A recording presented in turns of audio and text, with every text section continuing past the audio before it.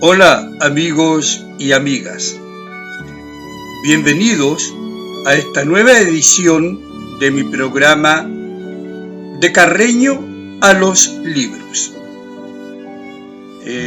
Nombre sugerido por el joven y talentoso publicista Ricardo Romero Vélez,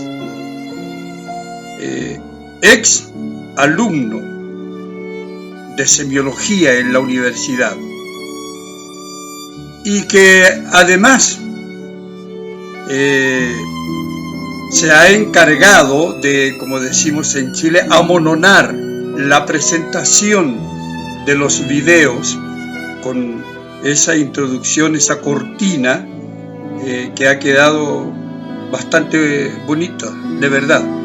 Así que, Ricardo, aquí únicamente mis agradecimientos por el trabajo realizado y por lo que continúas haciendo. Muchas gracias. Bueno, y ahora ya nos vamos en este viaje por los libros, por la cultura y por la educación. Y nos vamos a detener en un libro, una novela que está siendo bien comentada o publicitada en las redes sociales, como en Facebook. Me refiero a Rayuela, la gran novela, la enigmática novela de Julio Cortázar. Conversaremos acerca de mi experiencia de lector, mi relación con Rayuela, que es una relación muy personal como la que tienen los lectores con la obra literaria, pero sobre todo cuando el texto es un texto que desafía la capacidad de comprensión del lector, como es el caso de Rayuela. Rayuela llegó a mí cuando yo era un joven estudiante de pedagogía en castellano, en ese, no me canso de repetirlo, amado e inolvidable Instituto Pedagógico de la Universidad de Chile. Era una novela nueva, ¿no? Casi recién publicada. Se publicó el 28 de junio de 1963. Y yo era un inocente estudiante de literatura por esos años 67 o a lo mejor 68, puede ser 1969, pero bien, era en esa época. Cuando Rayuela llegó a mí, o como diría Borges, yo llegué a ella. En fin. ¿Y qué pasó?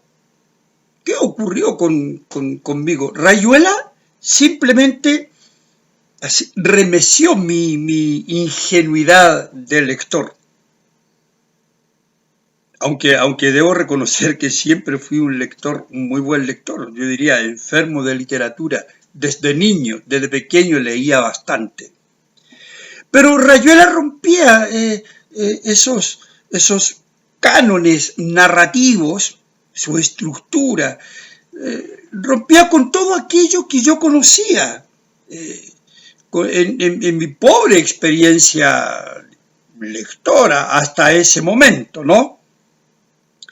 Pero yo siento que rompía con los cánones narrativos de todos los lectores, no solamente mi experiencia, y yo lo he podido sentir incluso ahora, cuando dialogo con las personas en las redes sociales, y me cuentan también su experiencia de lectores frente a Rayuela hasta hoy.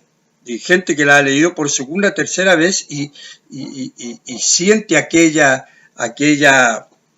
arremetida de la novela, aquel zamarreo que la novela produce en el lector, sin duda.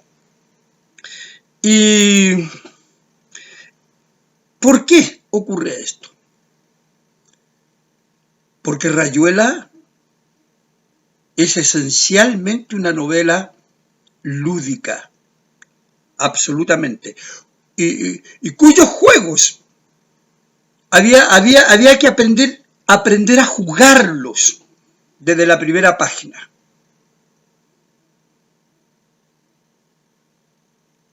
¿Y qué hay en la primera página?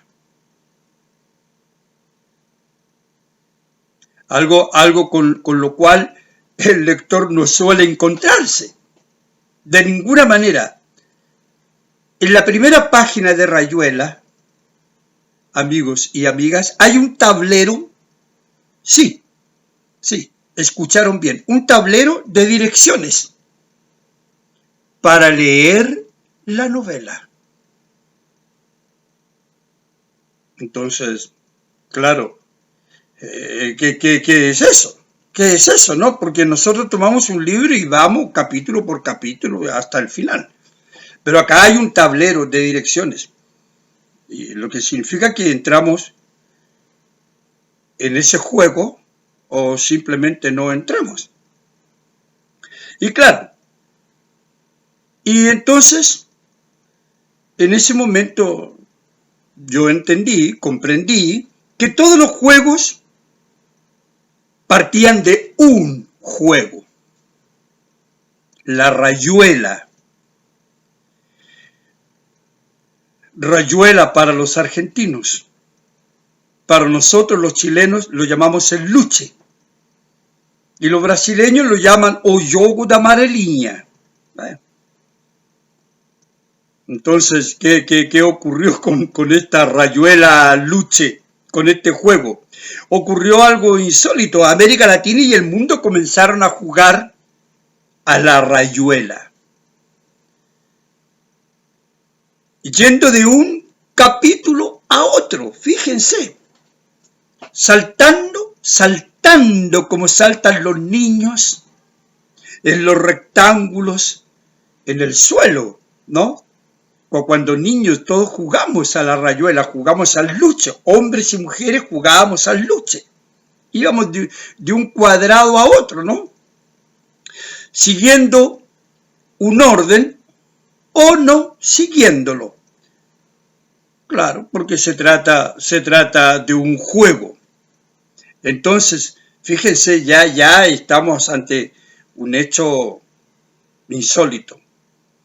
La propia presentación y el propio llamado del autor, como veremos, a jugar su juego. Porque Cortázar propone cómo jugar su rayuela. No es que él imponga una manera de jugar su rayuela, de ninguna manera.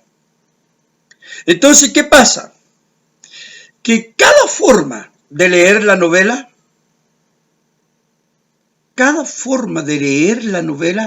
es un juego de esta rayuela luche. Así de simple. Y el autor, fíjense, como les decía, hace hincapié en que el lector decida cómo quiere jugar este juego, ¿ya? Como a él le quede mejor jugarlo. Y yo, claro, en esa época, y esto es cierto, esa es mi experiencia con esta novela, ¿no? Yo imaginé, de verdad, se los digo, yo imaginé entonces todos los capítulos de la novela puestos así en el suelo, todos los capítulos de la novela puestos en el suelo, describiendo la rayuela luche, como yo la llamo, ¿no? Aquí, la rayuela luche de los niños, y que alguna vez todos jugamos. Y tirando el tejo, ¿no? Se tira un tejo, una moneda, no sé. el tejo al azar para comenzar su lectura. Eso yo pensé en esa edad de joven estudiante de literatura. Pero claro, tuve el cuidado de no manifestar lo que yo imaginé, porque tuve miedo al ridículo, ¿no? De contárselo a algún compañero lo que yo pensaba de Rayuela, y claro, mis compañeros tal vez se irían a reír de mí, ¿no? Entonces me lo impidió el ridículo de comentarlo, pero ya a esta altura de mi vida ya no siento ningún ridículo de comentar estas experiencias juveniles como lector frente a un texto que sin duda es un texto complejo. Pero ahí estaban el título y la primera página de la novela. Sí, señores, ahí estaban. Un título juego y un absurdo tablero de direcciones para jugarlo. ¿Y qué pasaba si simplemente no la leía? Después de todo, yo me imaginaba y me preguntaba. Me parecía que entre todas las posibilidades que el propio autor señalaba, ¿verdad? Esta también era una de ellas. Aunque no se especificara, aunque no se dijera derechamente. Y también en honor a la verdad, ignoro si alguna vez Julio Cortázar lo dijo. No lo sé. Tal vez lo dijo, tal vez no. En estos momentos reviso, tengo aquí, ¿no?, en mis manos, la excelente edición crítica de Rayuela. Es un libro bellísimo. La excelente edición crítica de Rayuela, a cargo de Julio Ortega y Saúl Yurkevich como coordinadores, editado por Alca 20, editorial universitaria, y publicada en Madrid en 1997. Reviso sus páginas, plagadas de maravillosa información, y esa es la gracia de esta edición crítica. Reviso también los croquis de Rayuela, por ejemplo, en esta edición, los croquis hechos por Cortázar, ¿no?, de Rayuela, que son difíciles de encontrar en otros textos.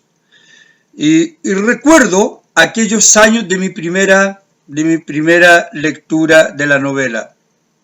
Una lectura caótica, una lectura perturbadora. Yo la llamaría así, una lectura caótica y perturbadora, de verdad. Entonces comencé el primer capítulo de la novela, como lo sugiere Morelli, ¿no? Ese personaje que es un escritor ficticio y que habita esencialmente en los capítulos prescindibles del texto, según el propio Cortázar, fíjense. Entonces, Morelli sugiere comenzar por el primer capítulo. Este es un personaje ficticio, un escritor ficticio, ¿no? Que aparece en esos capítulos que para el propio Cortázar son prescindibles. ¿Y qué significa eso? Veamos lo que dice Cortázar. Dice que el primer libro se deja leer en la forma corriente y termina en el capítulo 56, al pie del cual hay 3 vistosas estrellitas que equivalen a la palabra fin. Por consiguiente, continúa Cortázar, el lector prescindirá sin remordimiento de lo que sigue. O sea, el propio autor nos dice que podemos comenzar por el capítulo 1 y terminarlo en el capítulo 56 y podemos prescindir de todo lo demás sin ningún tipo de remordimiento. Es decir, el juego está ya puesto en escena. Y ahora fíjense, ¿no? El propio lenguaje infantil. 3 valiosas estrellitas. Ese diminutivo, ¿verdad? Propio de los niños. Bueno.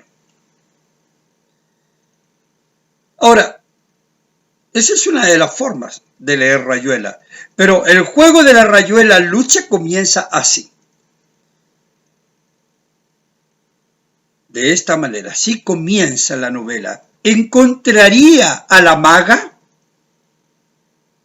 Tantas veces me había bastado asomarme, viniendo por la Rue de Seine, al arco que da al Quai de Conti.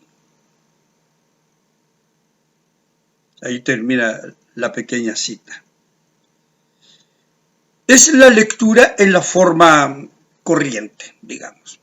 La novela comienza así, es como leeríamos normalmente una novela, en la forma corriente. Pero si yo no quiero jugar la Rayuela así, y lo juego atendiendo al caprichoso ordenamiento del autor, debo comenzar por el capítulo 73.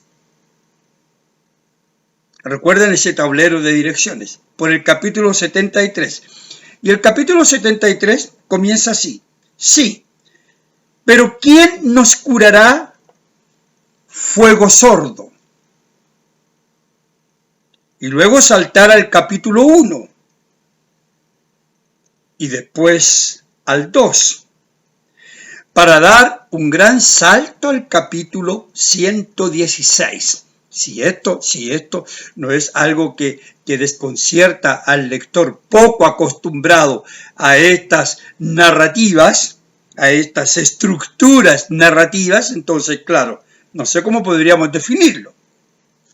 Y así, hasta que el cerebro y las piernas se cansen de tantos brincos y brincos, yendo de un rectángulo de letras a otro, ¿ya? Hasta que en algún momento se encuentre con el rectángulo 155. Ese es el último rectángulo, ¿ya? De este juego literario no apto para acomodados del pensamiento. Eso me han dicho lectores actuales. No aptos para acomodados del pensamiento y las travesuras literarias que prefieren tomar un libro y quedarse cómodamente sentados leyéndolo. Aquí hay como un desafío al lector. Rayuela es un desafío al lector. Usted pudo haber leído la novela 10 veces y siempre será un desafío. De todas maneras. Claro, usted llegará al último capítulo 155 previo a haber caído en el capítulo 123. El 123 lo envía en este tablero de direcciones al capítulo 155 y ahí fin. Ahí termina. O sea, esa es otra forma de leer la novela. Así, entre una y otra manera de jugar esta Rayuela Luche se encuentran París. París, sí. París que está del lado de allá, pero la novela está dividida, ¿no? Del lado de allá, del lado de acá. En el lado de acá está Buenos Aires, en el lado de allá está París. Y de otros lados, entonces está dividida en 3 secciones. Del lado de allá, del lado de acá y de otros lados. Por ellos transitan los personajes centrales, la maga y Horacio, y desfilan también los nombres de muchos, decenas de intelectuales que demuestran el interés de Cortázar por la cultura. Rayuela me llegó como como un desafío para ir cerrando, ¿no? Me llegó como un desafío. Lo supe a los días de tenerla en mis manos. Fue un desafío. Y hoy, muchos años después, continúa siendo un desafío. Como les dije, un agradable, intelectual y recordado desafío. Bien, amigos, con esto terminamos nuestro programa de hoy. Agradezco la sintonía de ustedes y nos veremos en nuestra próxima sesión, en nuestro próximo programa, si Dios quiere. Me parece.